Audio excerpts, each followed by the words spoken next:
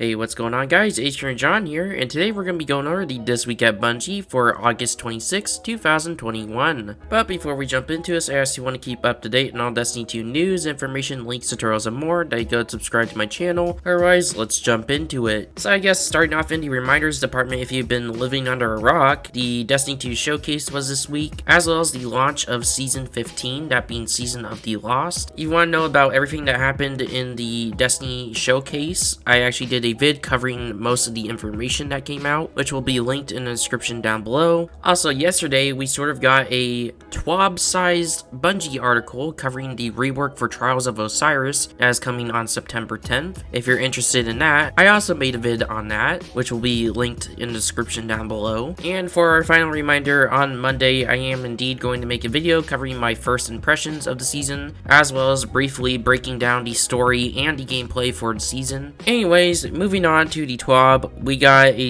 update on the charity events that went live, I want to say last week. If you don't know what this is about, the Bungie Foundation, Bungie's charity initiative, they were working with Team Rubicon and Direct Relief to raise a bunch of money to help out with natural disasters or disease that I can't name because YouTube will suppress my video. Anyways, they go on to say in the past week that they have raised nearly $125,000 and that this charity effort is still running between now and next Wednesday, September 1st at 11:59 p.m. PT. If you're interested in donating, there's 3 different ways to donate, which provide 3 different, well, technically 4 different rewards. First up, if you make a $25 donation directly to the Bungie Foundation, they will give you the anchor point emblem, which should be on screen now. The next method is that you can pre-order the Guardians of Hope t-shirt, which not only do you get the t-shirt, but you also get the Vital Elixir emblem.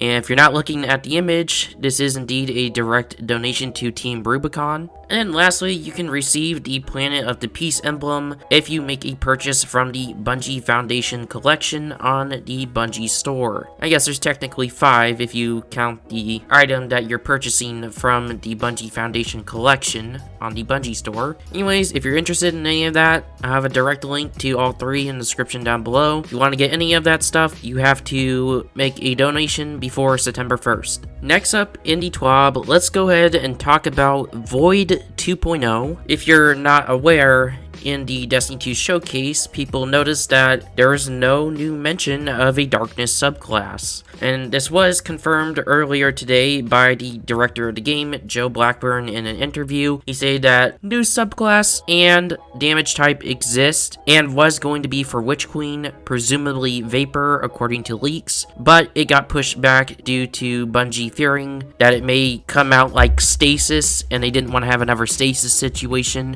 So anyways, the Vapor, Darkness subclass, and damage type has been, I guess, pushed back to Lightfall. And here in the Twab, they do go on to say that while we are not getting a brand new Darkness subclass, we are, however, over the course of Season 16, 17, and 18, getting the Light subclasses essentially buffed and completely changed to be up to the level of Stasis. They also go on to confirm that there will be no new Stasis aspects and fragments arriving with Season of the Lost. We don't know if we're getting any more in the future, but for now, it looks like Stasis is quote-unquote complete.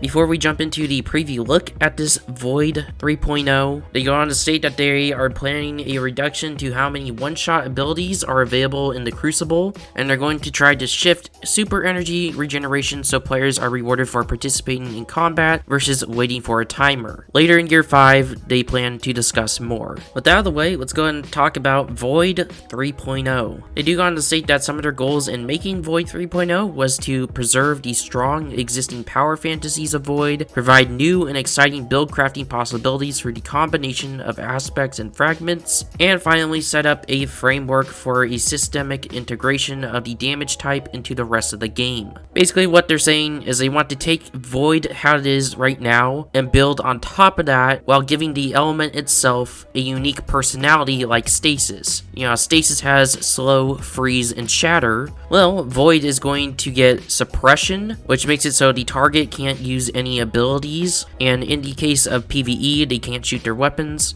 Void is also going to have Weaken, which the target takes increased damage and their movement is slowed. And lastly, for debuffs, Void is going to have Volatile, which the target is afflicted with unstable Void energy and will explode into additional damage or on death. However, that's not all, because Void also has 3 positive effects that will affect you and your allies. First up is the Void Overshield, which is pretty self-explanatory. It's a protective barrier of Void. Then you got Invisibility, which every hunter knows about that one. And then lastly, you got Devour, which allows you to siphon health from enemies you kill. If you're not aware already, these 6 effects are pretty much, they already exist in the game within the Void abilities. However, Bungie wants to expand upon them and make them more definitive of the Void element itself. First up in the actual ability previews, let's go ahead and talk about the Hunter. With the Shadow Shot, specifically the Mobius Quiver super, they're going to be changing it so it fires 2 volleys of 3 Void arrows in a cone which seek out enemies and spawn Void Anchors on impact. This is to alleviate the current pain point with Mobius Quiver, where you have to press the super button a bunch of times to fire a bunch of arrows, which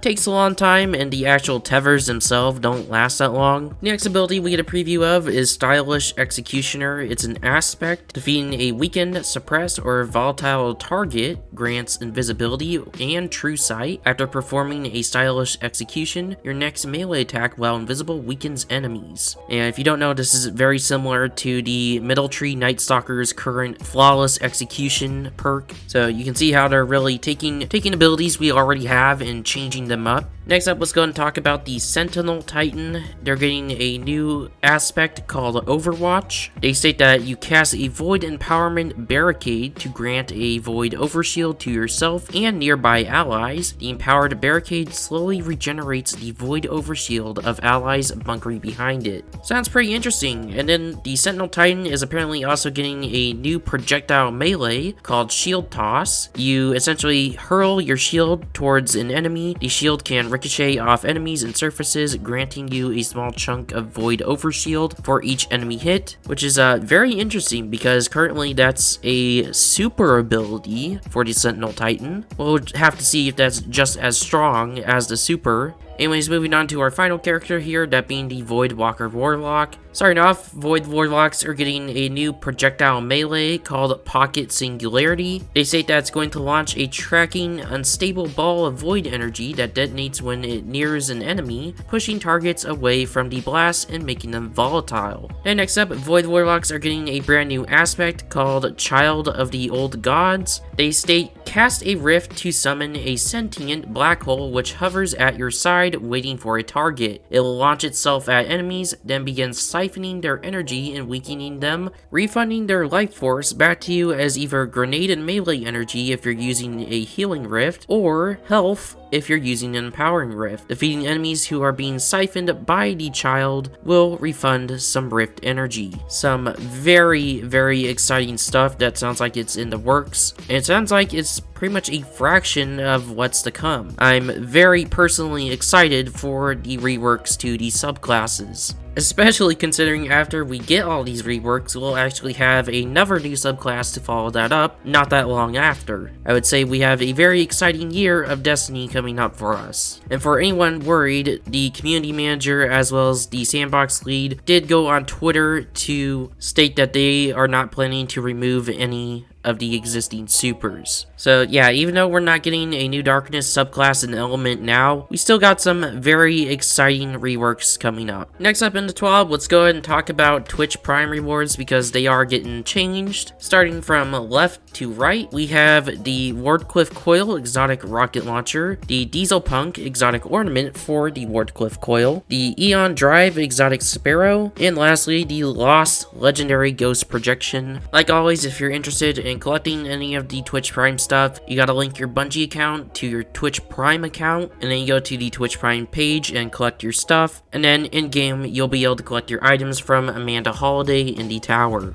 With that being said, that brings us to the Players Support Team report. Here today, there's just an ungodly long list of issues, and as always, there's the movies, Indie Artist of the Week, down here as well, so if you'd like to check any of that out in detail, it'll be in the Twab, linked in the description down below. Before I close out this video, I'd like to point out that the pre-order items for the Witch Queen has been revealed. Apparently there's going to be this hive-looking recluse SMG that's going to be part of this, and that of course comes with a ornament and catalyst, just like Beyond Light's pre-order exotic, that being No Time to Explain. You also are going to get a emote sparrow, neat looking emblem, and an exotic ghost. I haven't actually pre-ordered yet, but I'm pretty sure you can get the ghost, emblem, sparrow, and emote right now in game. So if you pre-order, make sure you go pick up your stuff from the Cryptarch in the tower. Anyways, that wraps it up for this news video. If you found this video helpful, go ahead and give it a like. If you want to keep up to date on this kind of stuff, go ahead and subscribe. This was H-Runner John, and I'll see you in the next one. Peace.